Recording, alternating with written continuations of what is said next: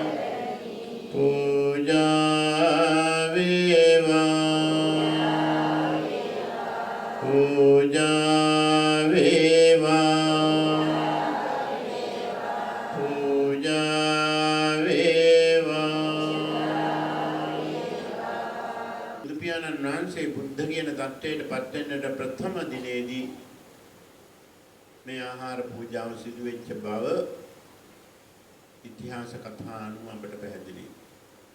වඳුරාගල ශ්‍රී උපෞසත බෝධිරාජාරාම විහාරස්ථානයේ ඒ පොහොය දිනයට පසු දින මේ සතා යොදාගෙන සියලුම දායක දායිකාවන් සහ සම්බන්ධ කරගෙන මේ අසිරිමත් පූජාව දීර්ඝ කාලයක් මුළුල්ලේ සිදු කරගෙන යනවා. මේ පූජාව පැවැත්වීමට හේතුව කුමක්ද කියන එක හැමදෙනාම දන්නවා.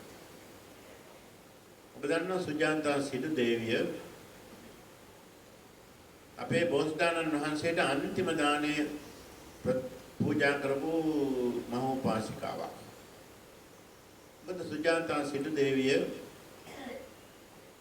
තමන්ගේ භාර්යාවක් ඔප්පු කිරීම වශයෙන් තමයි මේ පූජාව සිදු කරනු ලැබුවේ. සුජාතා දේවියගේ තිබුණා අදහසක් විවාහ ජීවිතයට ඇතුල් වීමත් විවාහ ජීවිතයෙන් පසු පළමු දරුවා පිරිමි දරුවෙක් බවට පත් වීමත් ඒ තිවිච්ච අපේක්ෂාවයි. ඒ අපේක්ෂාව එසේ ලබා දෙන්නටයි කියලා නුඟරුක් සෙවණට ගොස් ඒ වෘක්ෂ දේවතාවුන්ට ආරාධනා කර සිටියා. මම මෙවැනි භාරයක් සිදු කරනවා. ඒ භාරය මම අප අදහස් කළ පරිදි ඉෂ්ට සිද්ධ වුණොත් මම නැවතත් මේ විදිහේ පූජෝපහාරයක් පවත්වනවායි කියන භාරය වලින් සිද්ධ වෙලා තිබුණා. ඒ දේවියගේ අදහස් දෙකම සම්පූර්ණ වුණාට පස්සේ එතුමිය කල්පනා කළා එහෙමනම් මා මේ අසිරිමත් පූජාව භාරය ඔප්පු කරන්නට ඕනේ කියන අදහසෙන් සිදු කරපු මහ පිංකමක අවස්ථාවක් හැටියට මේ අවස්ථාව විශේෂයෙන් සැලකුණු ලබනවා. එනිසා මේ කිරියහාරයට කොහොමද සෝදානම් වුණේ කියලා දේශනාවේ සඳහන් වෙනවා. මේ සුජාතා දේවිය බොහොම ඕනකමෙන් යුතුව ගෞරවයෙන් යුතුව කලහේ උසස්ම අන්දමින් මේ කාර්යය සිද්ධ කරන්නට ඕනේ කියන අදහසින් එළ දෙනුන් 500ක් වැල්වි වණයක බැඳලා උණ්ඩ දිවා රාත්‍රී දෙකේ ආහාර පාන සැලසේ වැල්වි වලින් මේ විදිහට ආහාර සපයලා දීලා ඒක දෙකෙන් පංගුවට බෙදලා ඊට තවත් දෙකෙන් පංගුවට බෙදලා දෙකෙන් පංගුවට බෙදලා අන්තිම වශයෙන් ගව දෙනුන් 8 දෙනෙකුගේ කිරි අරගෙන තමයි මේ ආහාරය සකස් වෙන්නේ. පැන්නුමුසු කිරිබතක් තමයි සකස් කළේ. වතුර එකතු කරන්නේ නැතුව කිරෙන්ම තමයි මේ ආහාරය සකස් කිරීමේ කාර්යය සිදු වෙන්නේ. එදා ඒ සුජාතා දේවිය ඒ ආහාරය සකස් කරනකොට දෙවි දේවතාවෝ දැනගත්තා මේ ආහාරය ඉදෙන්නේ රුක් දෙවියාට නොව සම්්‍යක් සම්බුද්ධත්වයට පත් වෙන්න බුදුරජාණන් වහන්සේටයි. ඒ නිසා මේ බුදුරජාණන් වහන්සේට දෙන්නට සූදානම් වෙන මේ ආහාරය අපි ආරක්ෂා කළ යුතුයි කියලා ලිපමත ඉදෙනකොට මේ ආහාරයට සතරවරන් දෙවිවරු 4 දෙනා 4 පැත්තෙන් දිව්‍ය ඖෂධ යෙදූ බව එහි සඳහන් වෙනවා. දතරාත් විරූඪ විරූපාක්ෂක වෛශ්‍රවණ කියන සතරවරන් දෙවිවරුන්ගේ දිව්‍ය ඖෂධ මේ ආහාරය සඳහා යෙදුණා. හැමදිනාගේම ආරක්ෂාව සහිතයි මේ ආහාරය පිළියෙලුනේ.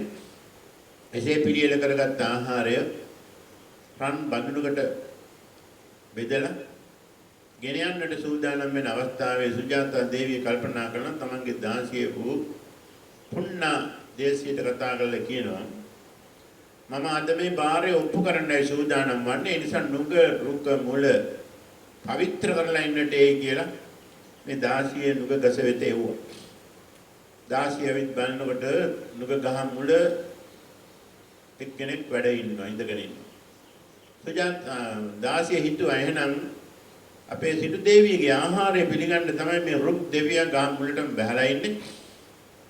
ඒ නිසා ඉක්මනින්ම මේ පූජාව සිද්ධ කරන්න ඕනේ කියන අදහසින් නැවතත් ආපසු ගොස් සුජාතා දේවියට මේ මතක් කරගෙන පස්සේ සුජාතා දේවිය යොහුසුලුව රන් බඳුනකට මේ ආහාරය සකස් කරලා දාගෙන රන් බඳුනකින් වහගෙන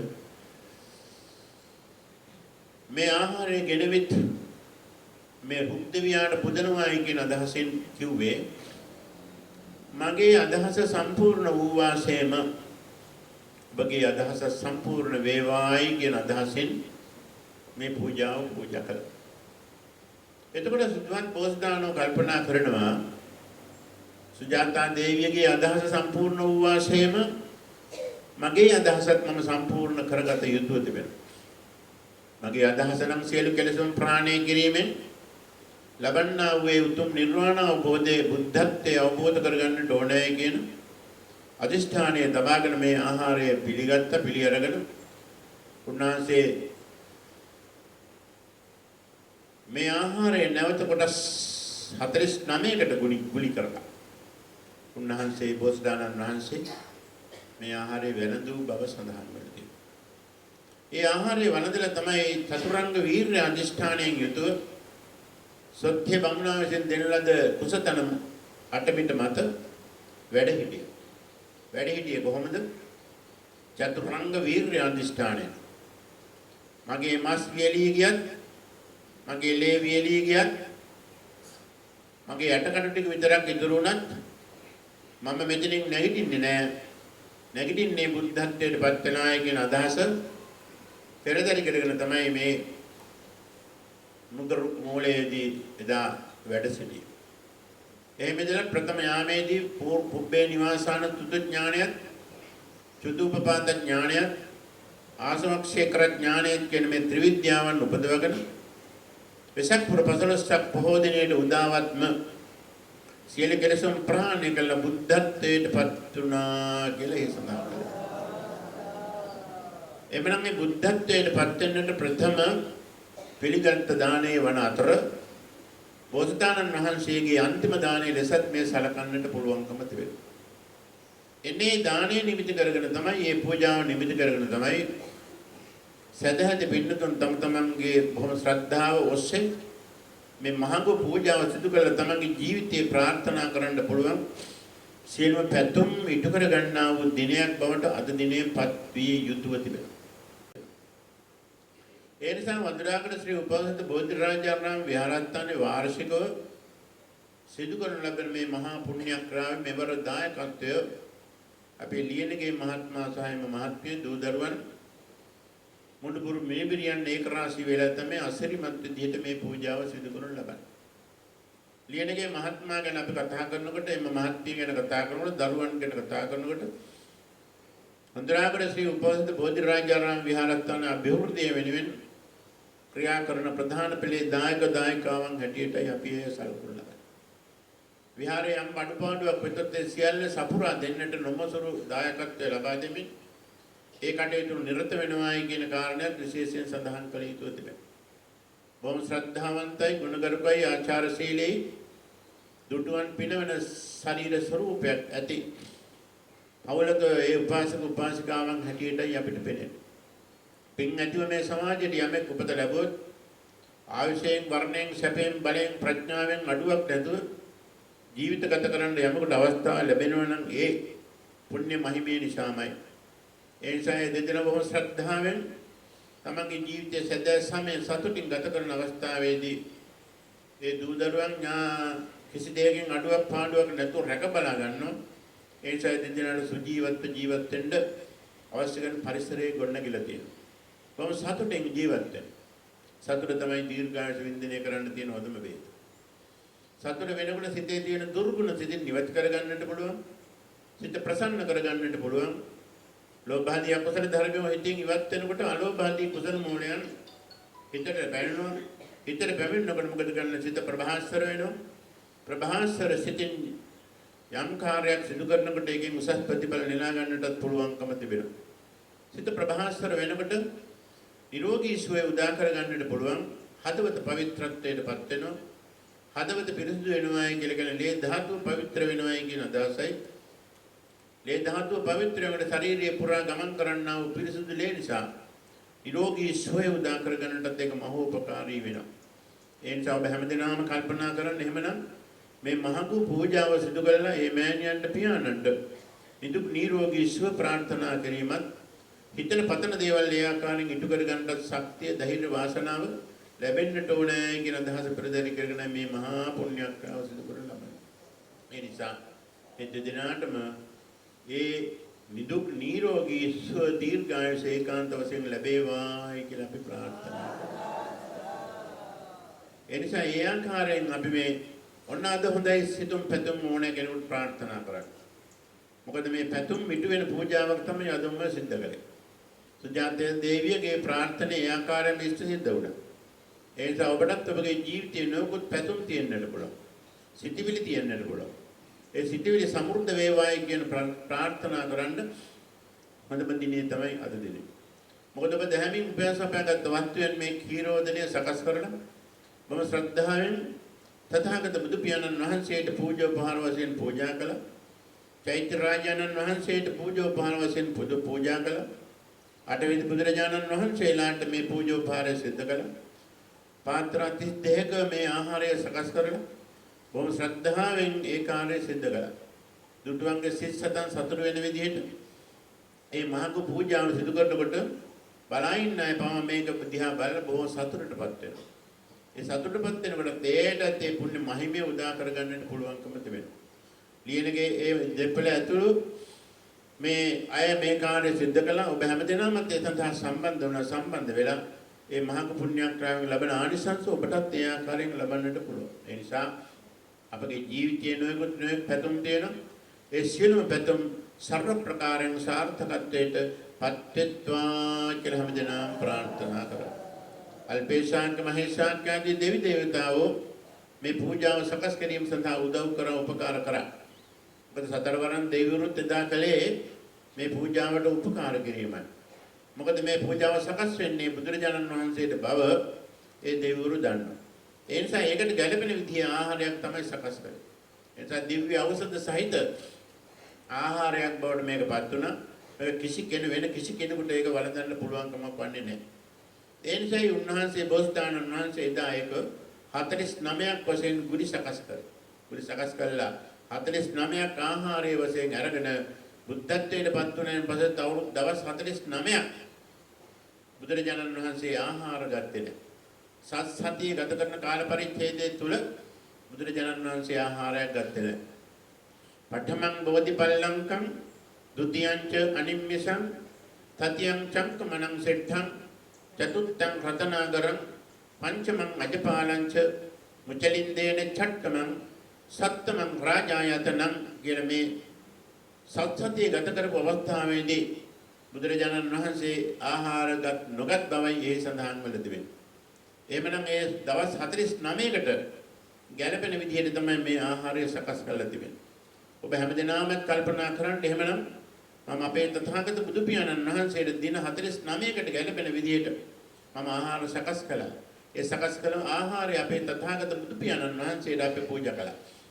එයින් ජනිත පුණ්‍ය ධර්මයන්ගෙන් මට ආයු වර්ණ සැප බල ප්‍රඥා කියන කිව කිසිවක් අඩුපාඩුවක් නැතුව උපනුප භවයන්දී දීර්ඝායස වින්දනය කරමින් සතුටින් ජීවත් වෙන්නටත් ධර්මානුකූල ප්‍රතිපත්ති තුළින් මගේ ජීවිතය සකස් කර ගන්නටත් ධම්චෙල් භාවනා ආදී දේ සිදු කරලා මගේ මෙලව ජීවිතය සාර්ථක කර ගන්නටත් සියලු කෙලෙසුන් ප්‍රහාණය කිරීමෙන් ලැබෙන නිර්වාණ අවබෝධය කර ගන්නටත් මේ මහාර්ඝ පූජාව මහෝපකාරී වේවා කියලා ප්‍රාර්ථනා කරනවා. ඒ විදිහේ හැමදෙනාම ප්‍රාර්ථනා කරනකොට මේ පැතුම් සපුරා ගන්නට පුළුවන්කම තිබෙනවා. ඒ නිසා බොහොම හොඳ සිතින් යම් කෙනෙක් යම් ප්‍රාර්ථනාවක් කරනවා නම් ඒ ප්‍රාර්ථනය සමුර්ථ කරගන්නට පුළුවන්කම තිබෙනවා. ඒ නිසා මේ ලියනගේ මහත්මයා සයන් මහත්මිය අපහසුතා සහිතව බොහොම ඕනකමින් යුතුව පැමිණි බොහෝ ශ්‍රද්ධාවෙන් සතුටු කඳුළු සලමින් මේ මහඟු පූජාවට මම සිද්ධ කරගන්නවායි කියලා කොහොම ශ්‍රද්ධාවෙන් ඒ කාර්යය සිද්ධ කළා. දූ දරුවන් මුණුබුරු මිනිබිරියන් හැම දෙනාම ඒක රාශි වෙලා මේ මහඟු පූජාව ඉතා උසස් සම්දෙමින් සිද්ධ කරන්නට අවශ්‍ය සැලසුම් සිදු කරගත්තා. විහාරස්ථකාරී සාධක සමිතියේ සහාය ලැබුණා. 14 පෙරේ දායක නායකයෝ සියලුම දෙනා ඒක රාශි වෙලා ඒකල මහා පූජාවෙන් ඒ දෙන්නට නිදුක් නිරෝගී දීර්ඝායුෂ ලැබේවා කියලා. අල්පේශාන්ක මහේශාන්ක ආදී දෙවි දේවතාවෝ මේ පූජාව සකස් කිරීම සඳහා උදව් කරා උපකාර කරා. මොකද සතරවරන් දෙවිවරුත් එදා කලේ මේ පූජාවට උපකාර කිරීමයි. මොකද මේ පූජාව සකස් වෙන්නේ බුදුරජාණන් වහන්සේට බව ඒ දෙවිවරු දන්නවා. ඒ නිසා ඒකට ගැළපෙන විදිහේ ආහාරයක් තමයි සකස් කරන්නේ. ඒ නිසා දිව්‍ය ඖෂධ සහිත ආහාරයක් බවට මේකපත් වුණා. වෙන කිසි කෙනෙකුට ඒක වළඳන්න පුළුවන් කමක් වන්නේ නැහැ. ඒ නිසායි උන්වහන්සේ බෝසතාණන් වහන්සේ එදා ඒක 49ක් වශයෙන් ගුලි සකස් කරේ. ගුලි සකස් කළා 49ක් ආහාරයේ වශයෙන් අරගෙන බුද්ධත්වයට පත් වුණාන් පස්සේ දවස් 49ක් බුදුරජාණන් වහන්සේ ආහාර ගත්තේ නැහැ. සත්සතිය ගත කරන කාල පරිච්ඡේදය තුල බුදුරජාණන් වහන්සේ ආහාරයක් ගත්තේ නැහැ. පඨමං බෝධිපල්ලංකං ဒုတိယං ච අනිම්මිසං තතියං චංකමනං සෙට්ඨං චතුත්තං රතනාගරං පංචමං අජපාලං ච මුචලින්දේන ඡට්ඨමං සත්තමං රාජායතනං කියන මේ සත්සතිය ගත කරපු අවස්ථාවේදී බුදුරජාණන් වහන්සේ ආහාරගත් නොගත් බවයි ඒ සඳහන් වල තිබෙන්නේ. එහෙමනම් ඒ දවස් 49කට ගැළපෙන විදිහට තමයි මේ ආහාරය සකස් කරලා තිබෙන්නේ. ඔබ හැමදෙනාම කල්පනා කරන්න එහෙමනම් මම අපේ තථාගත බුදු පියාණන් වහන්සේට දින 49කට ගැළපෙන විදිහට මම ආහාර සකස් කළා. ඒ සකස් කළ ආහාරය අපේ තථාගත බුදු පියාණන් වහන්සේට අපි පූජා කළා. එයින් ජනිත පුණ්‍ය ධර්මයන්ගෙන් මට ආයු වර්ණ සැප බල ප්‍රඥා කියන කිව කිසිවක් අඩුපාඩුවක් නැතුව උපනුප භවයන්දී දීර්ඝායස වින්දනය කරමින් සතුටින් ජීවත් වෙන්නටත් ධර්මානුකූල ප්‍රතිපත්ති තුළින් මගේ ජීවිතය සකස් කර ගන්නටත් ධම්චෙල් භාවනා ආදී දේ සිදු කරලා මගේ මෙලව ජීවිතය සාර්ථක කර ගන්නටත් සියලු කෙලෙසුන් ප්‍රහාණය කිරීමෙන් ලැබෙන නිර්වාණ අවබෝධය කර ගන්නටත් මේ මහාර්ඝ පූජාව මහෝපකාරී වේවා කියලා ප්‍රාර්ථනා කරනවා. ඒ විදිහේ හැමදෙනාම ප්‍රාර්ථනා කරනකොට මේ පැතුම් සපුරා ගන්නට පුළුවන්කම තිබෙනවා. ඒ නිසා බොහොම හොඳ සිතින් යම් කෙනෙක් යම් ප්‍රාර්ථනාවක් කරනවා නම් ඒ ප්‍රාර්ථනය සමුර්ථ කර ගන්නට පුළුවන්කම තිබෙනවා. ඒ නිසා මේ ලියනගේ මහත්මයා සයන් මහත්මිය අපහසුතා සහිතව බොහොම ඕනකමින් යුතුව පැමිණි බොහෝ ශ්‍රද්ධාවෙන් සතුටු කඳුළු සලමින් මේ මහඟු පූජාවට මම සිද්ධ කරගන්නවායි කියලා කොහොම ශ්‍රද්ධාවෙන් ඒ කාර්යය සිද්ධ කළා. දූ දරුවන් මුණුබුරු මිනිබිරියන් හැම දෙනාම ඒක රාශි වෙලා මේ මහඟු පූජාව ඉතා උසස් සම්දෙමින් සිද්ධ කරන්නට අවශ්‍ය සැලසුම් සිදු කරගත්තා. විහාරස්ථකාරී සාධක සමිතියේ සහාය ලැබුණා. 14 පෙරේ දායක නායකයෝ සියලුම දෙනා ඒක රාශි වෙලා ඒකල මහා පූජාවෙන් ඒ දෙන්නට නිදුක් නිරෝගී දීර්ඝායුෂ ලැබේවා කියලා හිතනවා. ඔබ හැමදෙනාම ප්‍රාර්ථනා කරන්න මෙවැනි පූජාවක් අපට සිදු කළ හැකිව තිබෙන්නේ වර්ෂයකට එක් වතාවක් පමණයි. ඒ පූජාව සිදු කළ ඔබගේ පැතුම් ඉටු කර ගන්නට ඔබ අදහස් කළ යුතුව තිබෙනවා. ඒ නිසා ඒක රාශී වෙච්ච හැමදෙනාම කල්පනා කරන්න අපගේ ජීවිතයේ නොයෙක් විදිහේ සිතුම් පැතුම් තියෙනවා. ඒ සියලු සිතුම් පැතුම් ඒ ආකාරයෙන්ම ඉෂ්ට සිද්ධ වේවායි කියලා හැමදෙනාම ප්‍රාර්ථනා කරනවා. අල්පේශාක්‍ය මහේශාක්‍ය ආදී දෙවි දේවතාවෝ මේ පින් අනුමෝදන් වෙත්වා. ඒ දෙවියෝ අපෙන් ආරක්ෂා කරත්වා. දෙවියෝ දිත්තර පතන බෝධියෙන් උතුම් නිවෙනින් සැනසීම උදා කර ගනිත්වා කියලා ප්‍රාර්ථනා කරනවා. මේ සඳහා සම්බන්ධ වෙච්ච හැමදෙනාම කල්පනා කරන්න මෙවැනි අසිරිමත් පූජාවක් අපට සිදු කළ හැකි තිබෙන්නේ වර්ෂයකට එක් වතාවක් වශයෙන්. වස්සාවාසික පින්කම වගේ මහා පින්කමක් මේක. ඒ නිසා මේ මහා පුණ්‍ය ක්‍රියාවට අපි හැමදෙනාම සම්බන්ධ වුණා. සම්බන්ධ වීම තුළින් අප බොහෝ සතුටක් භුක්ති විඳා. ඒ සතුට තමයි පින කියලා කියන්නේ. ඒ පුණ්‍ය මහිමේ නිසා මගේ මෙලව ජීවිතේ සතුට වේවා. සතුටින් ජීවත් වෙන්න අවශ්‍ය කරන ශක්තිය ධෛර්යය උදා වේවා. මා හිතන පතන දේවල් ඉටු කර ගන්නට ශක්තිය ධෛර්ය වාසනාව ලැබේවා කෙලවල. සියලු කෙලෙසුන් ප්‍රහාණය කිරීමෙන් ලබන උතුම් නිවෙනින් සැනසීම ලබන්නට මේ මාගේ පුණ්‍ය ක්‍රියා මහෝපකාරී වේවා කියලා ප්‍රාර්ථනා. සර්ව ප්‍රකාරයෙන් සිද්ධ කරගත්තා වූ කුසලානිසංස ධර්මයන් හේතු කොටගෙන සංසාර දුකින් මිදී උතුම් වූ නිර්වාණ සම්පත් ලැබීමට හේතු වේවා සිතා සෑම දිනම සාදර සිතින් යුක්තව පින් අනු